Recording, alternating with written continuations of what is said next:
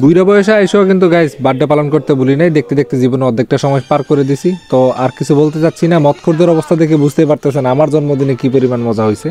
তো যদিও বড় আকারে কিছু করতে পারি নাই, ছোট আকারে ইন্ট্রো দেখে বুঝতে পারছেন। সম্পূর্ণ ভিডিওটা দেখেন, লাইক কমেন্ট শেয়ার করতে একদমই ভুলবেন না। তো হ্যালো গাইস, কেমন আছেন সবাই? আশা করি সবাই অনেক ভালো আছেন। তো হঠাৎ করে একটু প্ল্যানিং হয়ে যায় এবং ছোট আকারে ঘরের মধ্যে সবাইকে নিয়ে একটু ভিডিওটা করি। এবং আমার এই কেকটা পাঠিয়েছিল একজন খুব কাছের একজন মানুষ, যার কেকটা খেয়ে সবাই অনেক প্রশংসা করেছে। তো দেরি না করে এখন সবাইকে নিয়ে কেকটা কাটার জন্য প্রস্তুত হয়ে গেলাম এবং সবাই একসাথে কেকটা কাটলাম।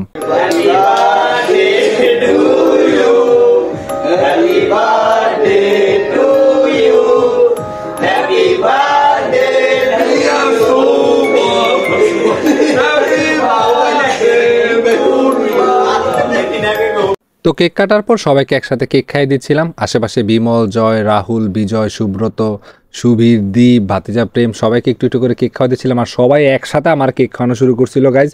দেখেন এমনভাবে আমার মুখে দিতেছিল, মানে এক পর্যায়ে আমি না পাইরা মনে করেন মুখে আর নিতেই পারতেছিলাম না। শেষমেশ মুখ থেকে আমি বেরই করে ফেলতে হয়েছে। কিন্তু গাইজ এক ফোঁটা কেকও আমি ফালাই নাই, কারণ কেকটা অনেক মজা ছিল আর কেকের প্রশংসা সবাই করছে।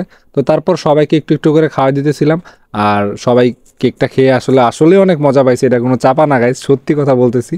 তো কেক খাওয়ানোর পরে মনে করেন যেই পার্টটা আসবে নাচানাচির পার্টটা, সেটা যদি না দেখেন তাহলে সেটা হবে আপনার জীবনের সবচেয়ে বড় মিস।